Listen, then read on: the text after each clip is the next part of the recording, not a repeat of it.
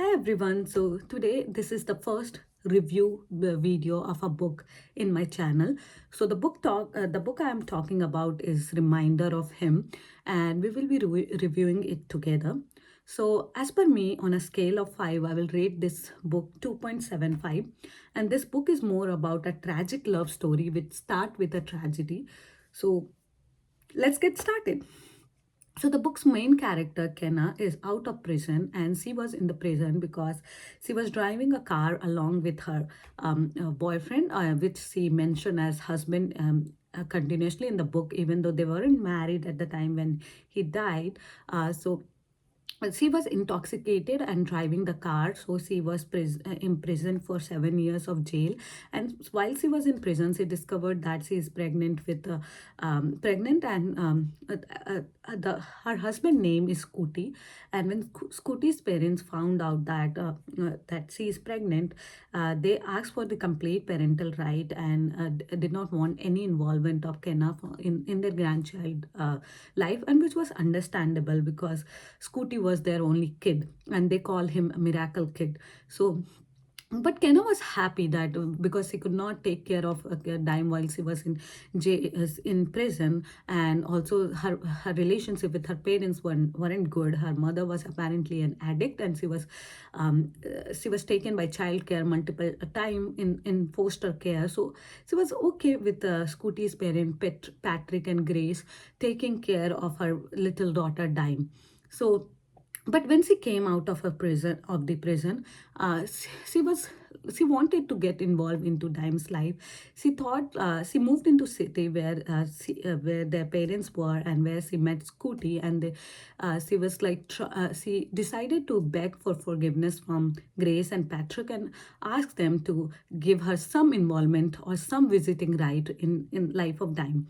So when she moved to the city, she had almost a negligible amount of money. So she lived in a very poor state, and she was in a bad apartment. And the apartment lady gave her a kitten, which she named Ivy, who was a very close friend of her in the prison and gave her a little bit of hope. So so then she decided to get a job, and but getting a job with such kind of history is difficult. So she knew the fact that getting job won't be an easier task with such background, but she decided to beg in every places just to get a job and just to stand on her feet and be able to take care of her daughter if she was able to get the visiting right from her grandparents. So the same day, she was just fine searching for a job, and then she was looking around the town, and everything reminded her of Scooty. And then she found a book place that she and Scooty used to see, and they used to love that place. It was like an old, very beautiful architecture, but that bookstore was converted into a bar. So she went into the bar, and she decided to have a coffee. And the bar tender there was a bit handsome and was a cute guy. So the bartender name is Ledger. Now the book will revolve around Ledger and Kenna. So there are stories that are from side of Ledger and from side of Kenna. So the narration changes, and which is very good because then you get to know both side of perspective when two people meet, and the book revolves and talks about both side of feeling, which was very interesting to me, and I found that a good way of narrating the story. So apparently Ledger was like intoxicated by her beauty, and he found her very charming. So he went, and even though they were not selling coffee, he gave her coffee. And then when Kenna was leaving, he followed her and asked her to meet them in the bar at the night. They have some event. So Kenna went back to home, and she was like, she doesn't want it. She in the first place she doesn't want to go, but then she was like, okay, I'm alone in house, and let's just go. So she went, and then Day and Leisure had a moment. They were very close, and because she found him attractive as well.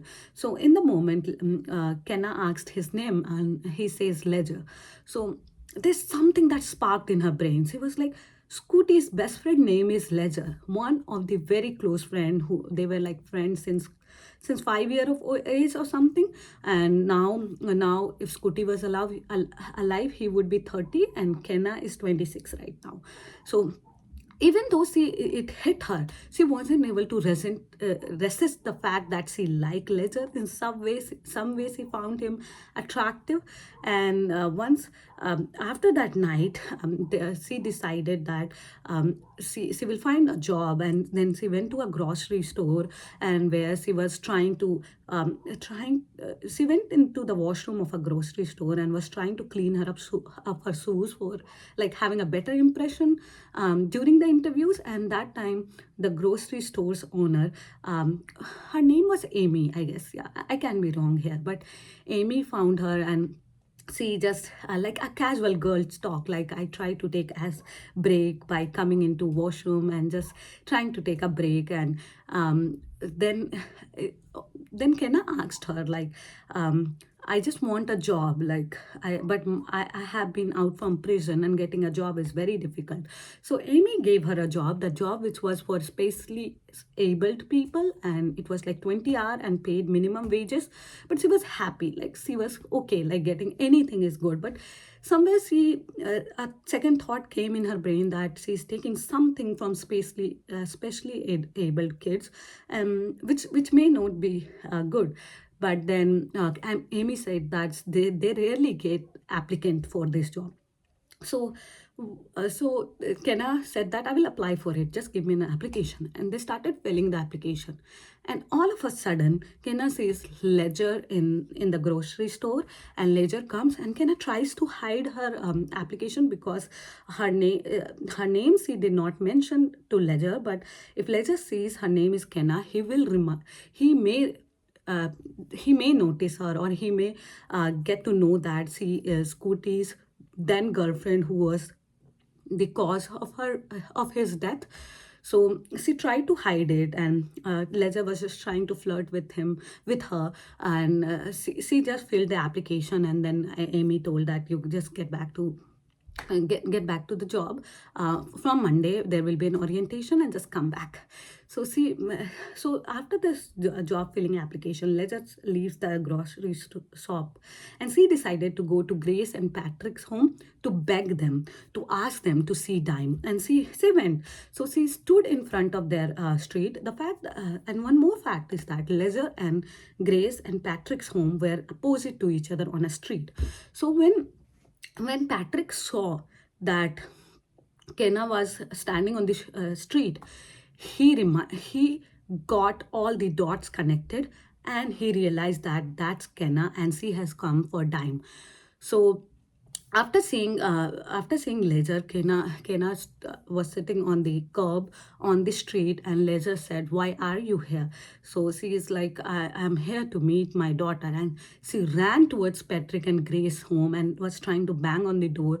And Ledger tried to stop her, took her into his house, and then told her not to come there again. He was so angry at her because he was like, she deceived him. She knew that he's Scooty's best friend, and even then she did not stop him in making a move in the bar. He felt deceived, and he was always angry with Kenna. And now he's angry with himself, because it was like, how I cannot identify my best friend's killer. So the one fact is that he never saw her, and that was a little weird to me. Like, how can, like, if I'm dating someone, my best friend will definitely see his picture, or like this was a plot twist. Like, at least you see the pictures, isn't it? This story revolves around 2010 to 2015 is, and everybody has an Instagram at that time, I guess, and everybody has a Facebook. How cannot you see your best friend's photo? That was a little plot twist for me. Not a plot twist, a plot hole for me, I think. And then Ledger warns Kenna not to meet them again. But then the story moved, like Patrick and Grace filed for restraining order, and Ledger, even though he was trying to restrict himself in not meeting Kenna, or just distracting her brain out, he could not resist. He was falling in love with her. I don't know, somewhere in his brain, something said him that she is not the person he hated, or she has her side of the story, and he wanted to know the side of the story. So until now, the story that everyone knew is that when the accident happened, Kenna flew from the scene of accident. Scooty was apparently alive when she flew, and he was like crawling for help for hours. And when police arrived, he was still alive. If she hadn't flew and she called 911, he would be alive. So that's the part of the story everybody knew. And when they went in for the trial, they found no remorse on Kenna's face. So that's what everybody is making their opinion on, and that's why everybody hates her, kind of. So nobody is empathetic towards her. But one more thing about Kenna is Kenna used to write letters to Scooty. Like 5 years in the jail, she always wrote letters. So she wrote letter on the for the day they were in the accident as well. So now Ledger goes to Kenna's house again, and he says that you need to move out of this town. It's too much for Dime's grandparents. It will be devastating for them. But Kenna says that I have no money. So Ledger gives her a job in his bar, and she earns a good amount. And from there they started a kind of love relationship. They started making out more, and they were intoxicated by each other's presence, and they could not resist it. Slowly Ledger starts to know Kenna more and more, and he asks her to tell her what happened on that day. So eventually, after like months of dating, she did read the story, and the story was that, so when the accident happened, so they went to a party, and then after party, they had some shot and also took some cans of beer and also had some weed. And they went to a lake that they found very special and very beautiful to just chill out. And then after that, Scooty told that he wanted to have some meatloaf and mashed potato. So, but he was no condition to drive. So he asked Kenna if she can drive. Kenna agreed to it, even though she wasn't even able to see properly. Like she wasn't even to put her car in the reverse gear. So it was clearly a bad idea. So when they were driving, there was a curve, and she wasn't able to maintain her speed, and the car just flipped. And when it flipped, Kenna was able to come out of the car, but when she was trying to move Scooty, he wasn't moving. She checked for his pulse. The pulse was not there. His hand was all like numb, and she was trying to find the phone, and it wasn't there. She was so sad, so devastated that the person she loved, she killed him, and so she ran away from the scene to kill herself, to just run on the freeway, come in front of any car, and just kill herself. But no car hit her, so her house was not that far from the scene of accident. And which is again weird to me, like they a bit weird, because usually what I have seen in US is that the apartments or the downtowns are usually in a crowded place, and like where more people are there or lights are there. So I don't know how she could not. And also on the freeway, if she is trying to kill herself, it's such a fast moving vehicle. Like it's a little bit of twisted story for me here, which did not make sense to me. But then she wanted to go to her home to just jump from the balcony and kill herself. And but when she went to her home, she banged her head against a wall, like because she was so drunk and high that she fell, and there was blood from her skull. So not and she fainted. So when police discovered her, she was in a pool of blood on, and also she was not in her in her senses. So that's what actually happened. So she did not like flew intentionally. She wanted to kill herself because she thought there is no way that uh, she could live with this. So after this, when she was taken to the prison. She was not in her senses, and she was so sad that she wanted life imprisonment. She was like, 7 years is nothing for me. So she did not say any. Even then, even when her lawyer said that this you can be saved from this if you plead no, not guilty. But she was like, I'm done. If Scooty is not there, then there is nothing in my life, and that is what I have to face. So then she was imprisoned, and but after accepting not guilty, they she found out she is pregnant, and that's how the story started. So when Leisure knew this, he was like, now I have to like make sure that she gets into life of Dime. So but unfortunately, Patrick and Grace found out that Ledger is dating Kenna when they saw Ledger's car in front of Kenna's building, and Patrick was so angry he slapped Kenna. Not he punched Ledger, and then he asked Ledger to choose either Kenna or Dime. Ledger loved Dime. He chose Dime, but then he asked Grace to just read the letter that she has written and just know her side of story. And then Grace and Patrick reads the letter and they forgive Kenna, and they took Kenna back, and they included her in Dime's life. And eventually Ledger and Kenna have a baby, a boy whom they named Scooty.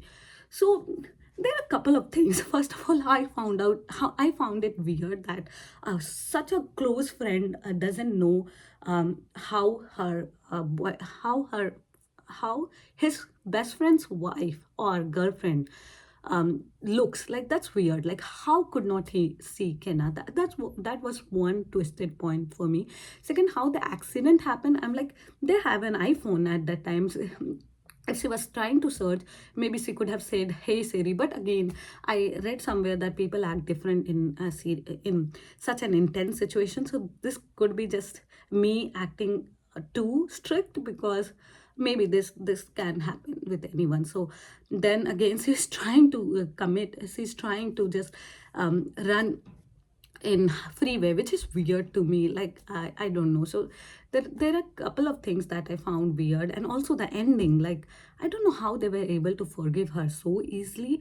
And maybe some people are that great, or maybe time fills up the gap. I don't know. So I definitely enjoyed the book, but I think this is not the best book I have read. So maybe I will be reading some other book, and let's see how that goes. So let me know how you like the explanation. I'm just pouring my brain out here. I don't know what I have talked. I will re-listen to the video that we are talking about, and let's see how it goes from there. So thank you guys. Thank you for staying along, and bye bye. Take care. Bye.